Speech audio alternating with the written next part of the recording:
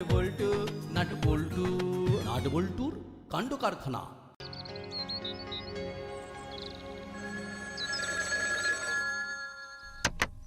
Hello,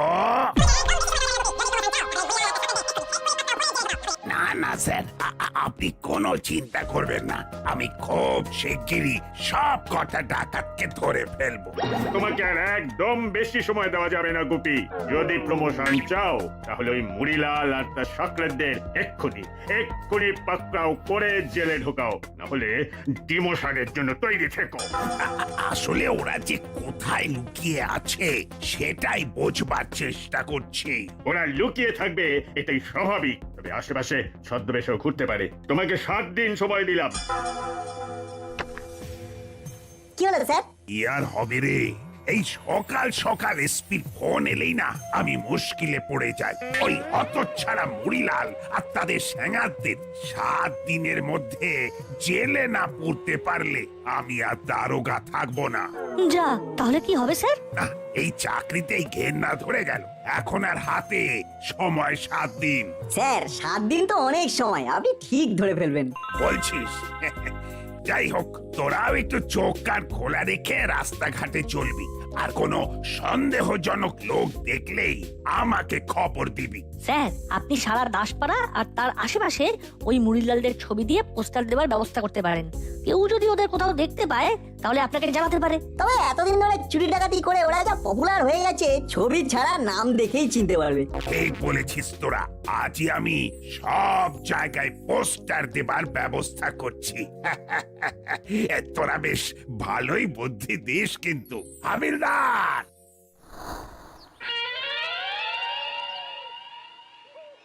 এই হয়েছে আমার জ্বালা। হলো আর বাটালি সব সময় ওদের ঘর নোংরা করে রাখে, যেমন বদরকে মিতাদের ঘর। দেখেছো কণ্ড, জল খাবার পর জলের বোতলও ঠিক মতো করে আটকানোয় মন নেই। কি যে হবে এদের!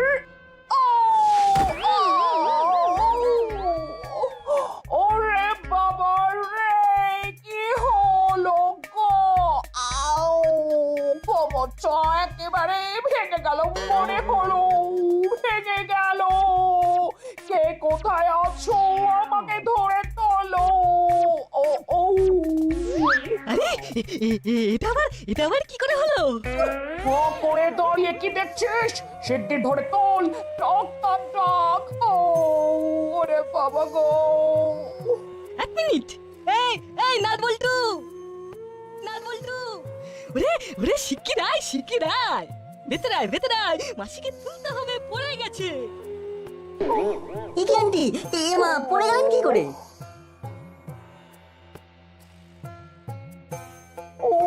ওরে বাবা রে! ও ও ও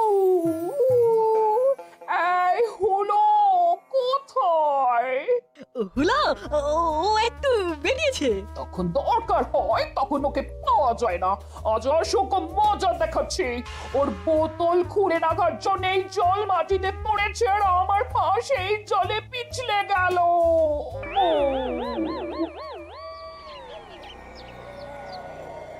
কি কাণ্ড! হ্যাঁ, দাসপাড়ার চারিদিকে আমাদের ধরবার জন্য বড়বাবু পোস্টারে একেবারে ছেয়ে দিয়েছে। এই অবস্থায় গুপি চুপি ব্যাংকের সামনেও পথ পেতে থাকবে। এখন কোনো ব্যাংক লুট করা যাবে না বস। বেশি টেনশন করলে শরীর খারাপ করবে, অত ভাবিস না। না ভাবলে চলবে, কিছু তো করতে হবে। আমরা ব্যাংক লুট এখন করব না, তাহলে বস? আমরা ঘর লুট করব। ওই দাসপাড়াতে অনেক অ্যান্টিক লোক থাকে, ওদের ঘরে অনেক অ্যান্টিক জিনিস থাকে, আমরা সেই সব লুট করব। এখন কোন ঘরে কার কাছে অ্যান্টিক জিনিস আছে বুঝবো কি করে? তাহলে তো ওই ঘরে ঘরে উকি দিতে হয়। কোনো কারণ নিয়ে ওইসব বাড়িগুলোতে ঢুকতে হবে, তারপর অবস্থা বুঝে হাত সাফাই করতে হবে। কিভাবে ঢোকা যায়? যেভাবে ঢুকবি, কিন্তু ছদ্মবেশে ঢুকবি।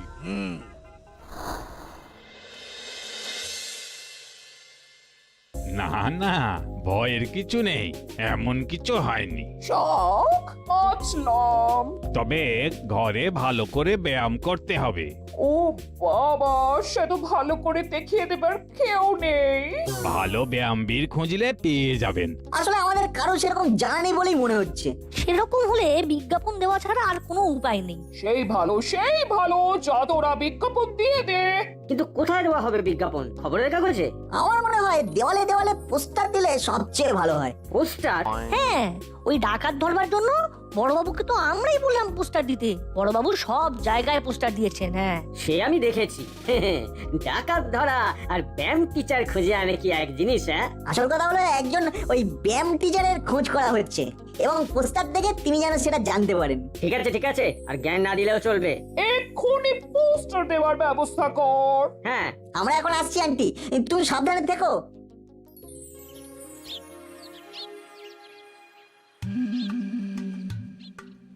এই বেটা দারোগার জন্য আমাকে পথে পথে ঘুরে বেড়াতে হচ্ছে। কি যে করি। আরে আরে ওটা কি?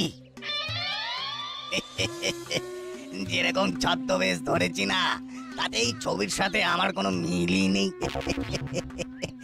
ও গুপি দারোগা, তুমি কিছুই করতে পারবে না, শুধু শুধু পোস্টার বানানোর খরচা করলে হে।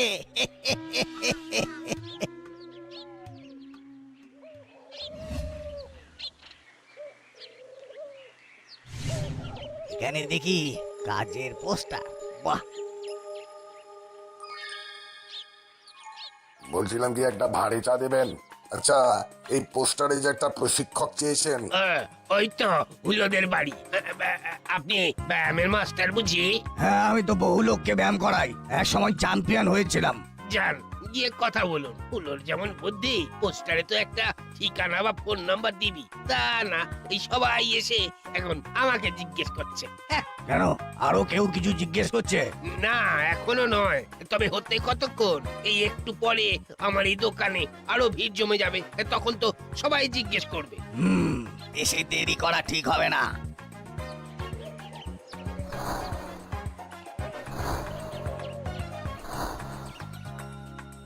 এখানে একবার ঢুকে পড়তে পারলে বড় দাও মারা যাবে।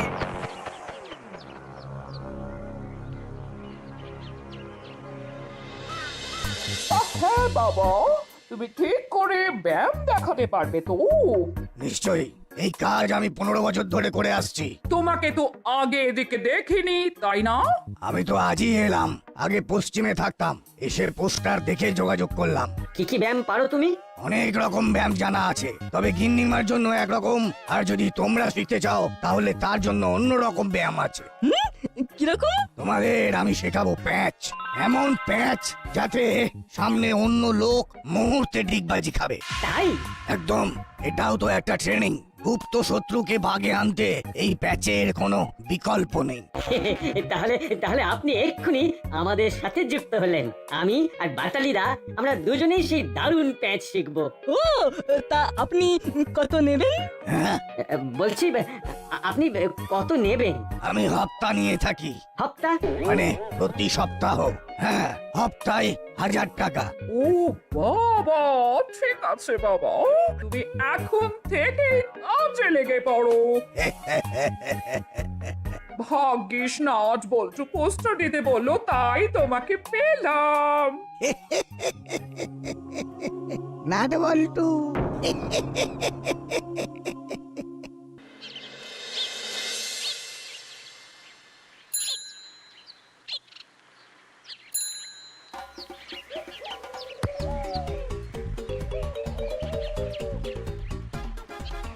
বাটালিদা, পাঁচ দাও শিগগিরি। তোকে কিচ্ছু করতে হবে না ঝন্টু। ওই নাটবল্টু দুদিক থেকে এগিয়ে আসছে, এক্ষুনি দেখ কি হয়।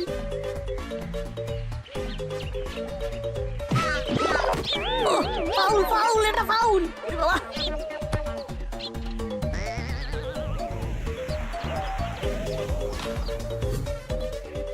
ফাউল তো একটা দিতেই হবে।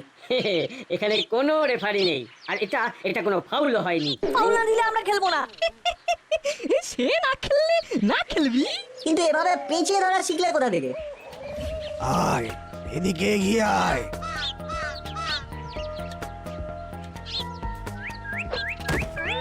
আরে বাপ রে! নে, এটা তোরা প্র্যাকটিস কর। এসব প্র্যাকটিস করতে গেলে তো ব্যথা লাগবেই, তবে যখন কাউকে এই প্যাচে ফেলবি তার ব্যথা বেশি লাগবে, কাল আবার প্র্যাকটিস হবে। কোথা থেকে শিখলাম তাই জানতে চাইছিস? ব্যায়াম টিচার হেভি প্যাচ শেখাচ্ছে, কিন্তু তোদের শিখতে দেব না। তার আর দরকার হবে না, চল বল্টু।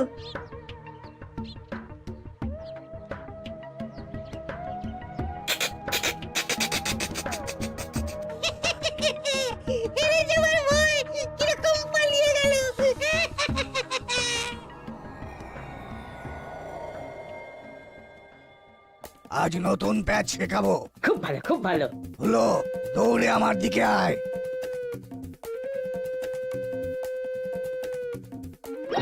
ওরে বাবা রে, ওরে বাবা। এতে বাঁ হাত একেবারে অবশ হয়ে যাবে। বাহ, চমৎকার! আমি কিন্তু অনেক বাতের ব্যথা নিয়ে এই সিঁড়ি দিয়ে ছাদে উঠে এসেছি। বেশ করেছেন।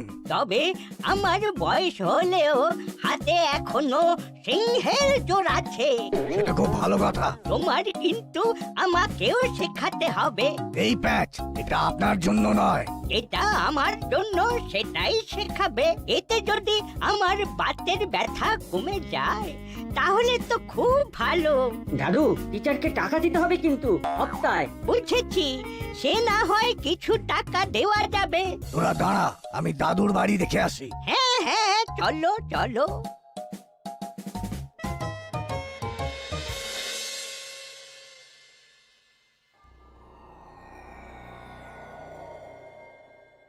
এখানে অনেক রকম জিনিস আছে, ওই বাড়িতে তো কিচ্ছু নেই। এই বুড়ো যেমন অ্যান্টি, তার জিনিসও অ্যান্টি। এখানেই দাও মারতে হবে। কি ভাবছো বাবা? না কিছু না, আপনার জন্য সেরা ব্যায়াম হচ্ছে ঘুষি মারা। এটা কিসের বস্তা? ওটাতে তো বালি আছে, মানে বালির বস্তা। বাহ, খুব ভালো। আপনি আজ থেকেই লেগে পড়ুন। সারাদিনে যতবার খুশি এই বালির বস্তাতে দেবেন খুশি। ব্যাস, এটাই চলুক এখন। এরপর সব চুরি হবার পর যখন মাথায় চুল ছিড়বে তখন চুল রক্ষা করার ব্যায়াম দেবো। বুঝলি বল্টু, ওই হুড়োদা আর বাটালিদা আমাদের সাথে শয়তানি করেছে। সে তো বোঝাই যাচ্ছে, কিন্তু আমি জানতে চাই ওরা সত্যি এমন প্যাচ ওই ব্যায়ামের মাস্টারের থেকে শিখেছে কিনা। এই কিরকম টিচার ব্যায়াম করানোর নামে এসব অদ্ভুত প্যাঁচ শেখায়? ঠিক বলেছিস। উনি তো এসেছেন মিত্তির আন্টির জন্য, তার বদলে উনি হুড়োদাদের প্যাঁচ শেখাচ্ছেন। ব্যাপারটা ঠিক সুবিধার লাগছে না রে। তাহলে এক্ষুনি চল মিত্তির আন্টির কাছে। চল।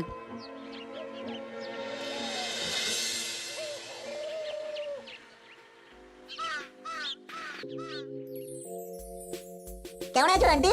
ভাবলাম তোমার একটা খবর নি, ব্যায়াম টিচারের ব্যায়াম করে নিশ্চয়ই অনেক ডেভেলপমেন্ট হয়েছে।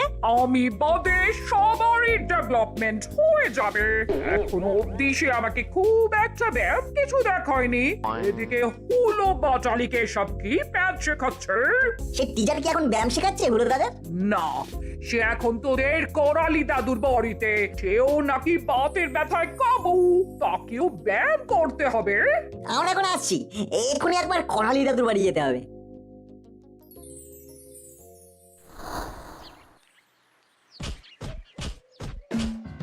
ও কি করছো দাদু? ব্যায়াম টিচার বলে গেছে ঘুষি মারা প্র্যাকটিস করতে। আমার এই হাতে কিন্তু খুব জোর। আমাদের ব্যায়াম টিচারকে খুব দরকার ছিল তো, এই এক্ষুনি বেরিয়েছে, আবার কাল আসবে বলেছে।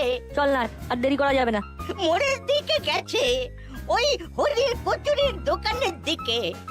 চল বল্টু, দাদু আসছি।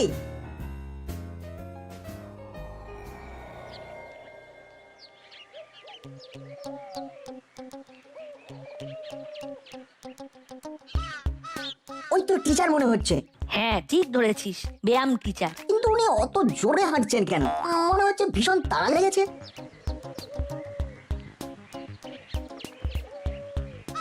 আরে উনি ওই দিকে যাচ্ছেন কেন? ওইদিকে তো জঙ্গল। না, ব্যায়াম টিচারের চলার মধ্যে আমি কিরকম একটা সন্দেহ দেখছি। মানে ওনার হাঁটা চলার ভঙ্গি বেশ সন্দেহজনক।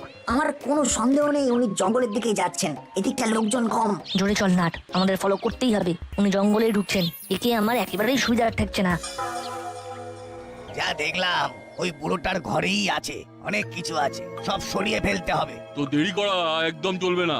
আমার নামও মুড়িলাল, আমি কাজে দেরি করা একদম পছন্দ করি না। ওই বুড়োটা না পাগল আছে, বালির বস্তাতে খুশি মারতে বলেছি তো মেরেই যাচ্ছে। হ্যাঁ, আজ রাতে পুরো ক্লান্ত হয়ে ঘুমিয়ে থাকবে, কাল যখন জেগে উঠবে তখন দেখবে ঘর খালি হয়ে গেছে।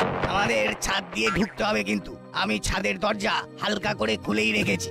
পুরো বাতের ব্যথায় চোটে ছাদে বেশি ওঠা নামা করতে পারে না আজকাল। নো প্রবলেম, আমরা ছাদ দিয়ে ঢুকবো, আজ রাতেই হবে অপারেশন। এখনই বড় বাবুকে খবর দিতে হবে। ব্যায়াম টিচার তো ডাকাত মরিলালের লোক।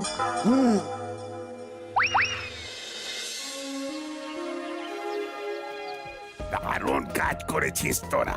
আজ রাতে করালি বাবুর বাড়িতে আমি পিস্তল নিয়ে হাবিলদারদের নিয়ে রেডি থাকবো। হাবিলদার, জলদি রেডি হও, ডাকাত ধরতে হবে। চল বল্টু, আমরা একবার বাড়ি ঘুরে সোজা করালি দাদুর বাড়িতে থাকি। যা বলেছিস, আমরা আসছি স্যার।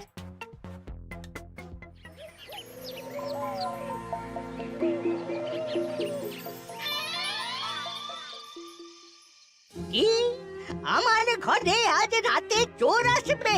তোদের কাছে একদম পাকা খবর আছে। হ্যাঁ দাদু, বড়বাবু আড়ালে চোর ধরার জন্য লুকিয়ে আছে। আসুক, দেখি চোরের কত দম। আজ সারাদিন বালির বস্তায় ঘুষি প্র্যাকটিস করেছি। কত চোর আসবি আয়, সব কটার নাক ঘুষি মেরে ফাটাবো। দাদু, অনেক রাত হয়ে গেল, তুমি বরং শুয়ে পড়ো। আমি শোবো এখন? আমি চললাম ছাদে, কোন চোর আসবে আমি সবার নাক ফাটাবো। এই রে,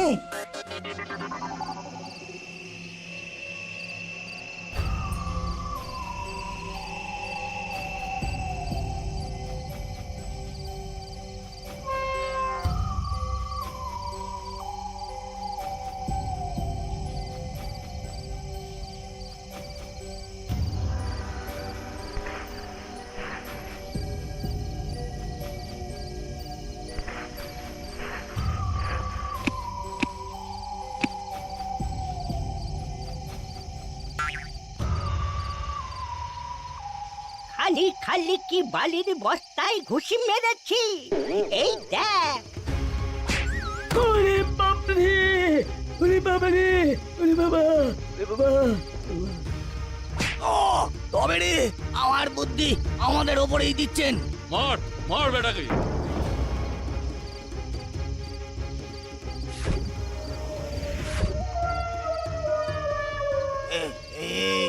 কি হলো? এটা জাল ব্যায়াম টিচারের জন্য জালের প্যাঁচ। সাবাস নাট বল্টু, মরিলাল আর জালেই ফেসে গেছে। আরে বাপরে, এ দারোগা এখানে এলো কি করে? কে খবর দিল? আমরা দিয়েছি, নাট বল্টু। নাট বল্টু? এ মরিলাল, সব গন্ডগোল হয়ে গেল তো। স্যার, এই হলো জাল ব্যায়াম টিচার। সাহস বলিহারি, হ্যাঁ? আমি থাকতে দাসপাড়ার ভিতরে এসে নকল ব্যায়াম টিচার সেজে সব বাড়ি বাড়ি নজর রাখা হচ্ছিল। নাট বল্টু, তোদের মস্ত খাওয়া পাওনা রইল। আমার চাকরি বেঁচে গেল তোদের জন্য।